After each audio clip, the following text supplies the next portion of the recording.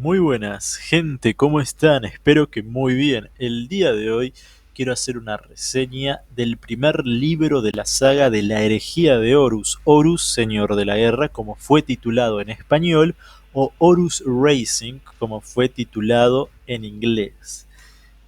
Como dice el título, spoilers están avisados.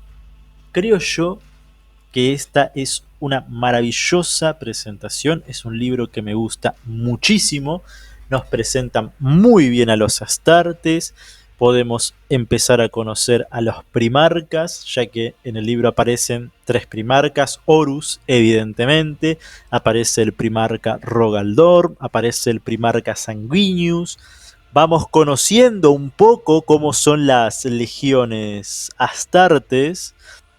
Habemos obviamente muchísimo de los lobos lunares, los posteriores hijos de Horus. Conocemos muchísimo también sobre lo que serían los hijos del emperador. Aparecen muy poquito sobre los ángeles sangrientos. Pero también, acá es algo muy importante, conocemos a un personaje importantísimo, importantísimo, además de Rogaldor, evidentemente, de los puños imperiales, que es Segismund, que habla con otro personaje que es vital, que es el protagónico de esta historia, por lo menos de este libro, que es Gabriel Locke. Y es aquí donde dice Segismund la gran y famosísima frase de Warhammer 40.000, que es: en el lejano futuro solo habrá guerra. Esto lo dice Segismund. ¿Qué es lo que nos explica Segismund? Que aunque se triunfe en la Gran Cruzada y el imperio quede establecido, va a seguir habiendo guerras para defender ese imperio que han conquistado. Eso es lo que nos dice Segismund. Bueno, en un libro particular de Segismund, Segismund va a cambiar un poco esto y va a decir, bueno, la lucha no solamente es exterior, sino también es interior, etcétera, ¿no? Pero bueno, a lo que va Segismund, en este libro por lo menos, en este sentido, es que solamente vamos a tener guerra porque aunque logremos ganar esta gran cruzada y la gran cruzada termine, inevitablemente va a seguir habiendo conflictos, va a haber razacenos, seguramente es lo que él piensa en ese momento, que van a intentar atacar al imperio de la humanidad ya establecido.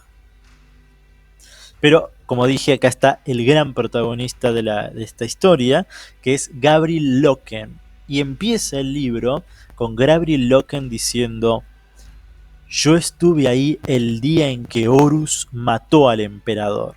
Y esto es un enorme inicio porque todas las personas que conocen un poco la historia de Warhammer 40.000 sabemos que es el emperador que mató a Horus. Y es como, wow, ¿qué? ¿Qué pasó? Y después se va desarrollando la historia y de cómo todo lo que estaba ocurriendo en ese momento, en ese inicio del libro, es como un gran flash forward de lo que va a pasar a lo largo de la herejía de Horus. Llegan a un planeta que se llama Terra. En ese planeta que se llama Terra hay un hombre que se proclama emperador de la humanidad y por eso es: yo estuve ahí el día en que Horus mató al emperador, es decir, este falso emperador de esta falsa Terra.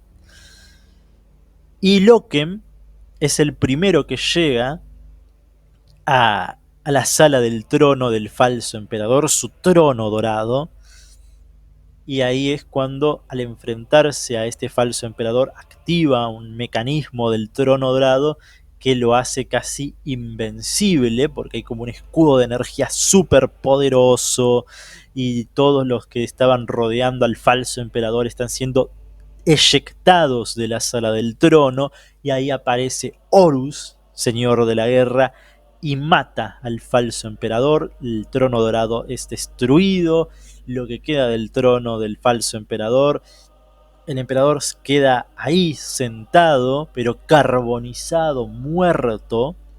Es decir, es un cadáver ardiente, totalmente desfigurado, como evidentemente va a pasar con el verdadero emperador después de enfrentarse a Horus. Por esto es un gran flash forward. Es un asedio a una falsa Terra, a un falso emperador, a un falso trono dorado.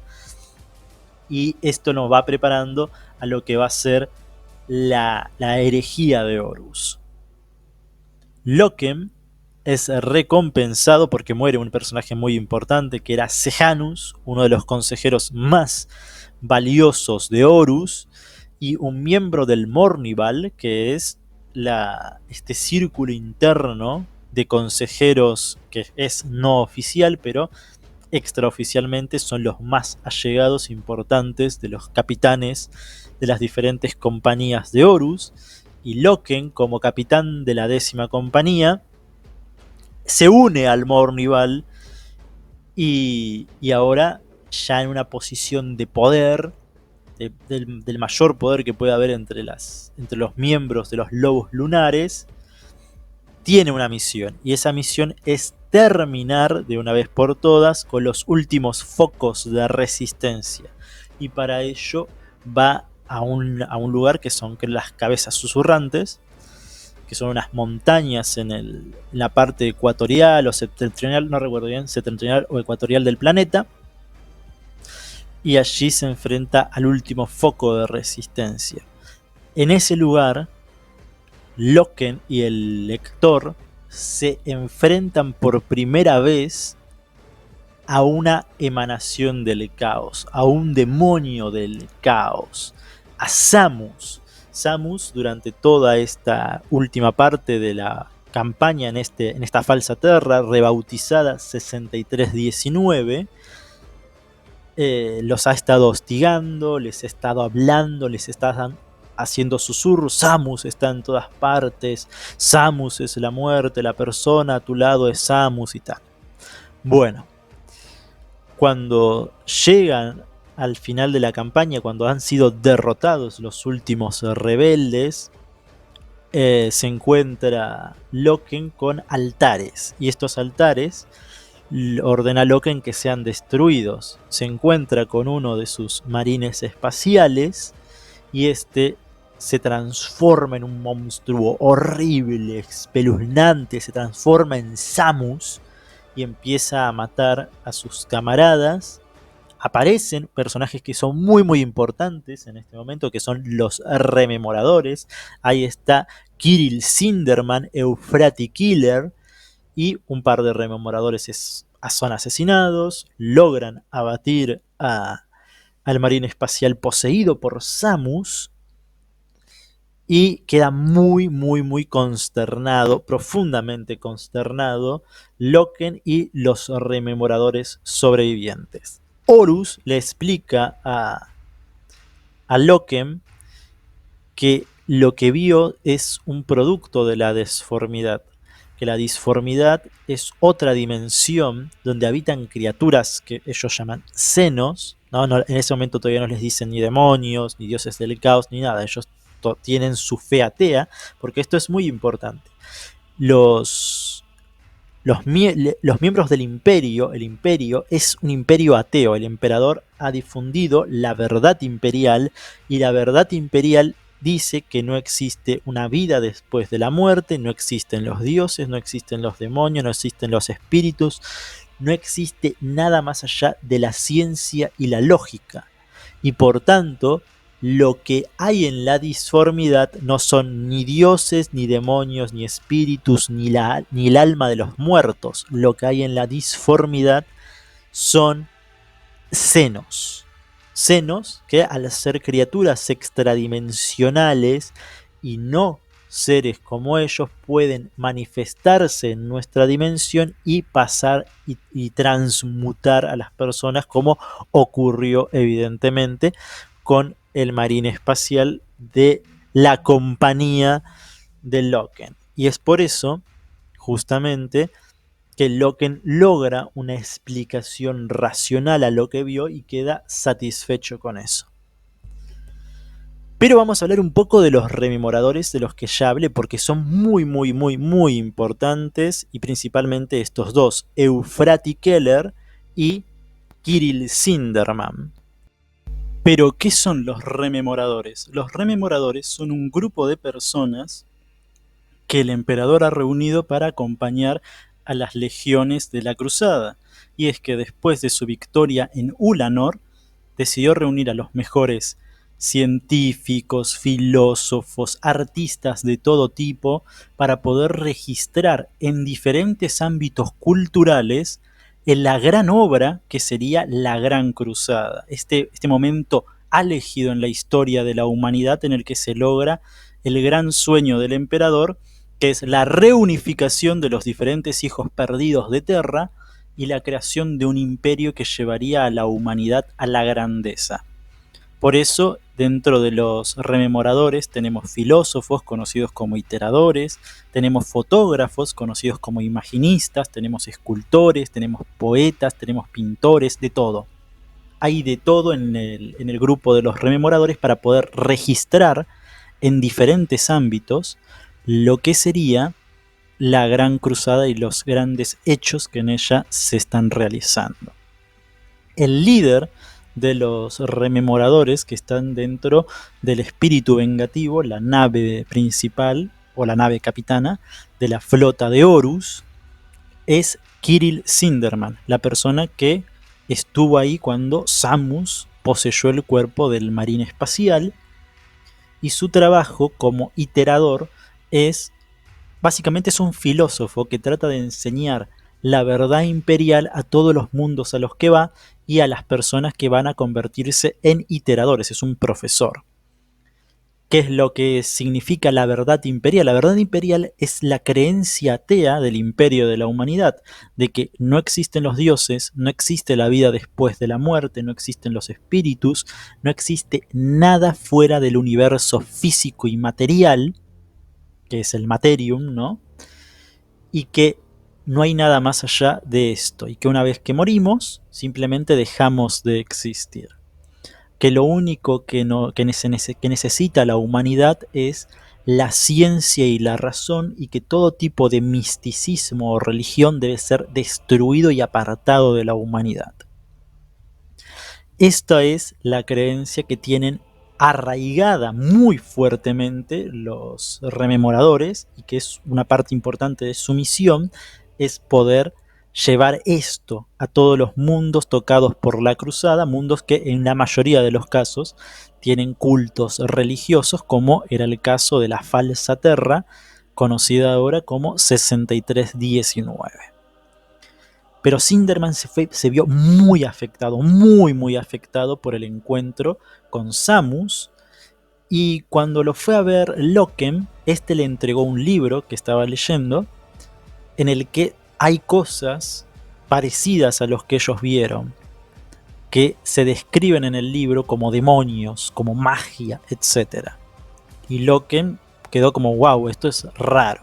Pero después va a hablar con Euphrati Keller, porque le había hecho llegar por medio de otro rememorador unas fotos que ella había sacado, fotos de cuando embarcaron para ir a derrotar a los rebeldes en 6319, y luego encontró un archivo oculto en el cual se podía ver a Samus. Entonces Loken va a ver a Keller, la encuentra, ella está muy mal, muy mal.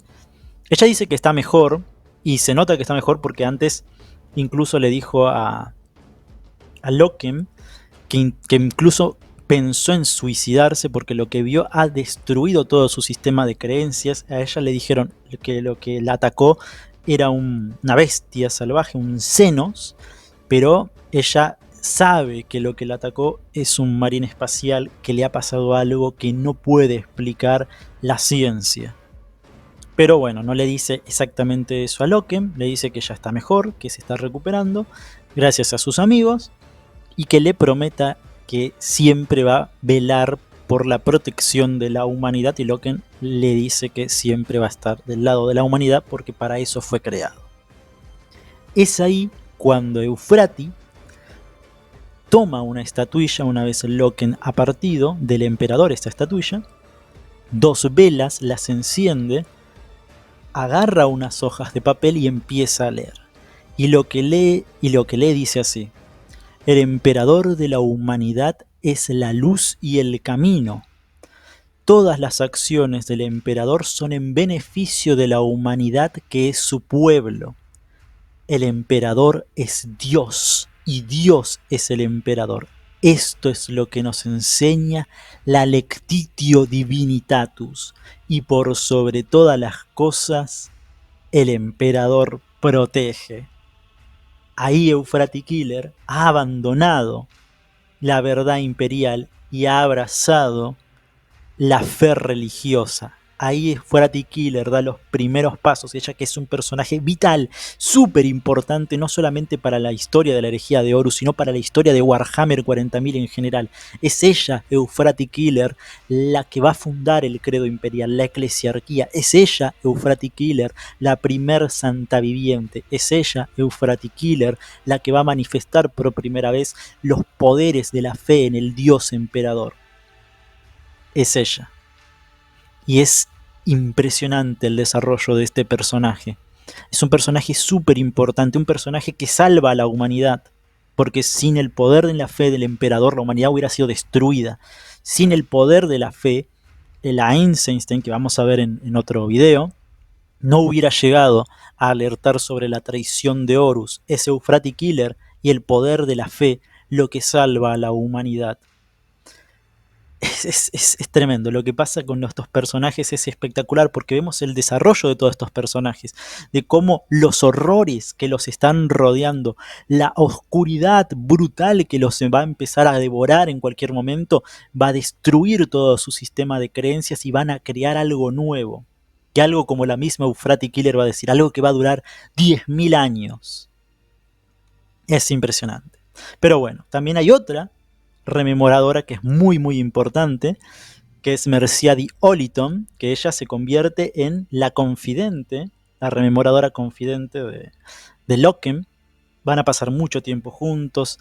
Loken le va a contar todo lo que él está viviendo. Es una persona que hace que Loken se sienta bien. Evidentemente Loken se enamora de ella. No hay mucho que decir de eso, y esto da a entender, porque mucha gente piensa que los marines espaciales no se pueden enamorar. Sí se pueden enamorar, no pueden tener relaciones, que eso es diferente, pero enamorarse de alguien sí pueden. Bueno, entonces ahí es cuando llegamos a una parte muy importante del libro, ya terminando. Voy a tratar de cerrar porque se está haciendo muy largo el video. Hay un planeta llamado Muerte. Los ángeles sangrientos, la legión de Sanguinius, ha llegado a este mundo. Este mundo está habitado por criaturas conocidas como megarácnidos, que algunas personas teorizan que son los primeros tiránidos en llegar a la galaxia.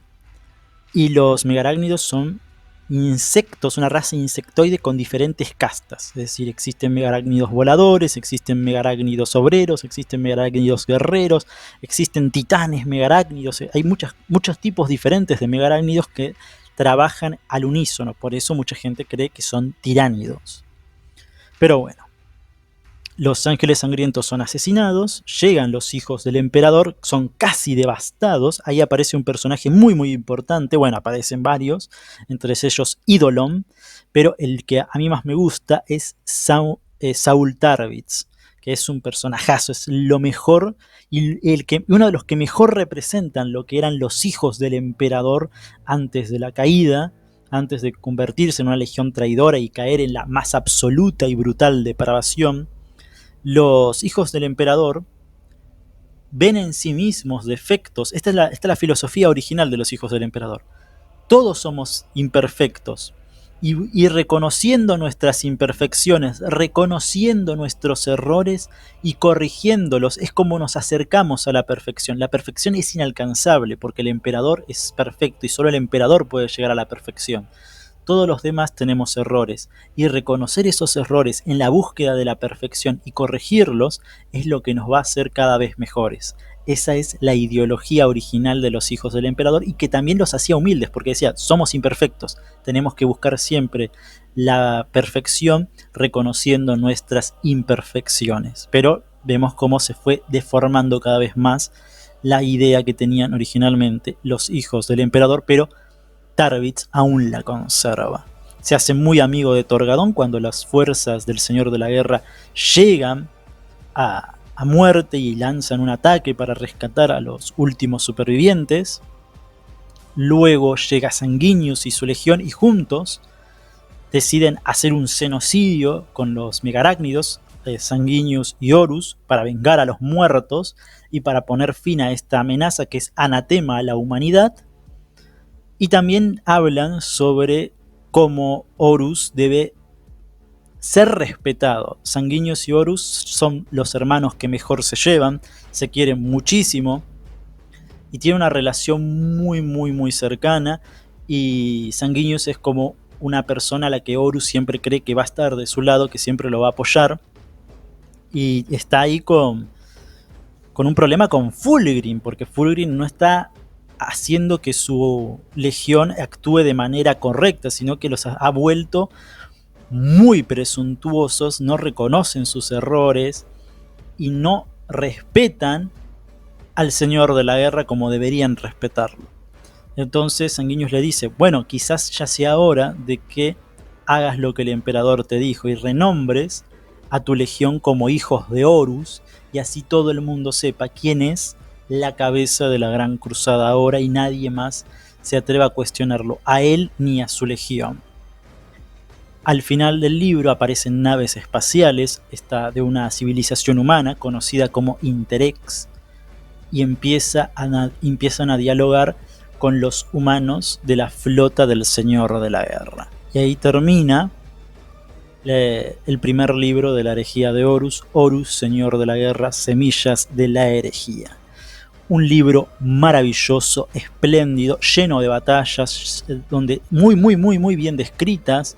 Podemos ver los disparos de los bolters, las espadas sierra, las tácticas empleadas por los diferentes marines espaciales. Muy buen libro. Aprendemos sobre el caos, aprendemos sobre los primarcas, aprendemos sobre la naciente fe imperial en el Lectitio Divinitatus.